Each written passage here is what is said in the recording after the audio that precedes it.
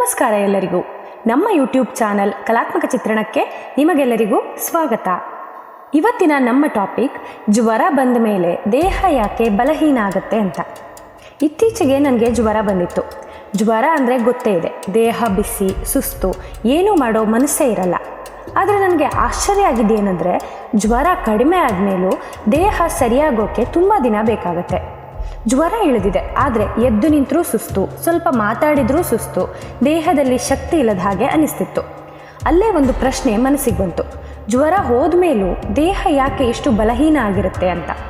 ಇವತ್ತು ಅದೇ ವಿಷಯದ ಬಗ್ಗೆ ನನ್ನ ಅನುಭವದ ಜೊತೆಗೆ ಸರಳವಾಗಿ ತಿಳ್ಕೊಳ್ಳೋಣ. ಮೊದಲು ಒಂದು ವಿಷಯ ಕ್ಲಿಯರ್ ಮಾಡ್ಕೊಳ್ಳೋಣ. ಜ್ವರ ಅನ್ನೋದು ರೋಗ ಅಲ್ಲ, ಅದು ನಮ್ಮ ದೇಹದ ರಕ್ಷಣಾ ವ್ಯವಸ್ಥೆ. ದೇಹದೊಳಗೆ ವೈರಸ್ ಅಥವಾ ಇನ್ಫೆಕ್ಷನ್ ಬಂದಾಗ ನಮ್ಮ ಇಮ್ಯೂನ್ ಸಿಸ್ಟಮ್ ಫೈಟ್ ಮಾಡೋಕ್ಕೆ ಶುರು ಮಾಡುತ್ತೆ. ಆ ಫೈಟ್ನ ಭಾಗವೇ ಜ್ವರ. ದೇಹ ತಾಪಮಾನ ಹೆಚ್ಚಿಸ್ಕೊಳ್ಳೋದು ಯಾಕೆ ಅಂದರೆ ವೈರಸ್ಗಳಿಗೆ ಹೈ ಟೆಂಪರೇಚರ್ ಇಷ್ಟ ಇರಲ್ಲ. ಹಾಗಾಗಿ ದೇಹ ತಾನೇ ಬಿಸಿಯಾಗಿ ಕೀಟಾಣುಗಳನ್ನು ದುರ್ಬಲ ಮಾಡೋ ಪ್ರಯತ್ನ ಮಾಡುತ್ತೆ.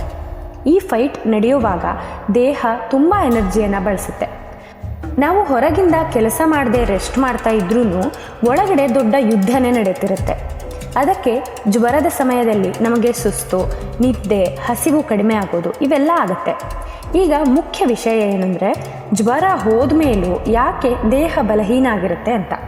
ಇದಕ್ಕೆ ಮೊದಲನೇ ಕಾರಣ ಎನರ್ಜಿ ಡಿಪ್ಲೇಷನ್.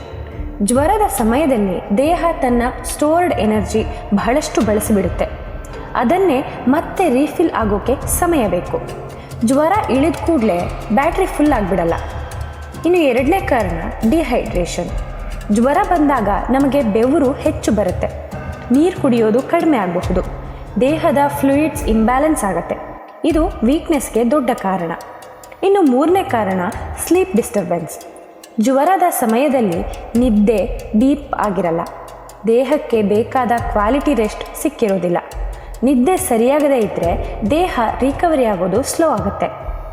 ಇನ್ನು ನಾಲ್ಕನೇ ಕಾರಣ ಪುವರ್ ಅಪಟೈಟ್. ಜ್ವರ ಇದ್ದಾಗ ಸರಿಯಾಗಿ ಊಟ ಆಗೋದಿಲ್ಲ, ಪ್ರೋಟೀನ್, ಮಿನರಲ್ಸ್, ವಿಟಮಿನ್ಸ್ ದೇಹಕ್ಕೆ ಬೇಕಾದಷ್ಟು ಸಿಗ್ತಿರೋಲ್ಲ. ಇದು ಮಸಲ್ಸ್ ವೀಕ್ನೆಸ್ಗೆ ಕಾರಣ ಆಗುತ್ತೆ. ಇನ್ನು ಐದನೇ ಕಾರಣ ಪೋಸ್ಟ್ ವೈರಲ್ ಫೆಟೀಗ್. ಇದು ತುಂಬ ಜನರಿಗೆ ಗೊತ್ತಿರಲ್ಲ. ವೈರಲ್ ಜ್ವರ ಹೋದ ಮೇಲೂ ದೇಹ ಕೆಲವು ದಿನ ಫೈಟ್ ಮೋಡ್ನಲ್ಲೇ ಇರುತ್ತೆ. ಅದಕ್ಕೆ ಸುಸ್ತು, ಕಾನ್ಸಂಟ್ರೇಷನ್ ಕಡಿಮೆ, ಎಲ್ಲವೂ ಸ್ಲೋ ಅನಿಸುತ್ತಾ ಹೋಗುತ್ತೆ.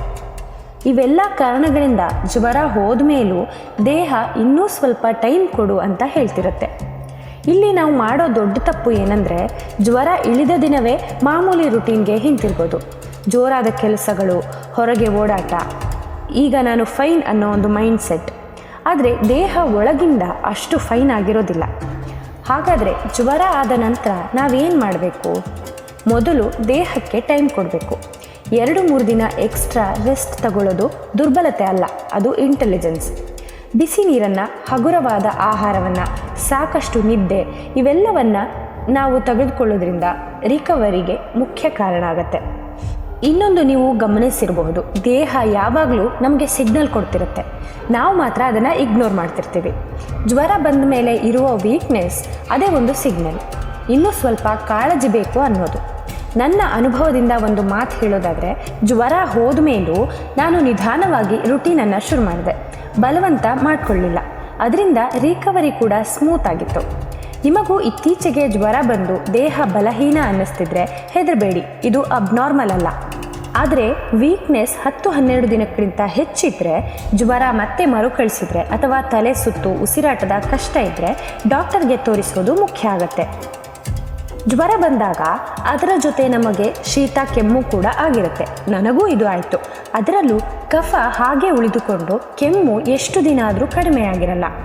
ಜ್ವರ ಹೋದ್ಮೇಲೂ ಕೆಮ್ಮು, ಕಫ ಯಾಕೆ ಹೋಗಿರೋದಿಲ್ಲ? ಇದರ ಬಗ್ಗೆ ಮುಂದಿನ ವಿಡಿಯೋದಲ್ಲಿ ತಿಳಿಸ್ಕೊಡ್ತೀವಿ. ಕೊನೆಗೆ ಒಂದು ಮಾತು, ನಾವು ನಮ್ಮ ದೇಹವನ್ನು ಮೆಷಿನ್ ಥರ ಟ್ರೀಟ್ ಮಾಡ್ತಿರ್ತೀವಿ. ಆದರೆ ಅದು ಮೆಷಿನ್ ಅಲ್ಲ, ಅದು ನಮ್ಮ ಜೊತೆ ಒಂದು ಮಾತಾಡೋ ಸಿಸ್ಟಮ್. ದೇಹ ಆರೋಗ್ಯವಾಗಿರಲು ಅದರ ಮಾತನ್ನು ನಾವು ಕೇಳಿದರೆ ಆರೋಗ್ಯವಾಗೇ ಇರಬಹುದು. ಅಲ್ಲೇ ನಮ್ಮ ಅರ್ಧ ಸಮಸ್ಯೆಗಳು ಮುಗಿದು ಹೋಗುತ್ತೆ. ಮುಂದಿನ ವಿಡಿಯೋದಲ್ಲಿ ಇನ್ನೂ ಹಲವು ಉಪಯುಕ್ತ ಮಾಹಿತಿಯೊಂದಿಗೆ ನಿಮ್ಮ ಮುಂದೆ ಬರುತ್ತೇವೆ. ಅಲ್ಲಿಯವರೆಗೂ ನೀವಿನ್ನೂ ನಮ್ಮ ಚಾನಲ್ನ ಸಬ್ಸ್ಕ್ರೈಬ್ ಮಾಡಿಲ್ಲ ಅಂದರೆ ಈ ಕೂಡಲೇ ಸಬ್ಸ್ಕ್ರೈಬ್ ಮಾಡಿ ಹಾಗೂ ಹೆಚ್ಚು ಹೆಚ್ಚು ಜನರಿಗೆ ಶೇರ್ ಮಾಡಿ. ಧನ್ಯವಾದಗಳು.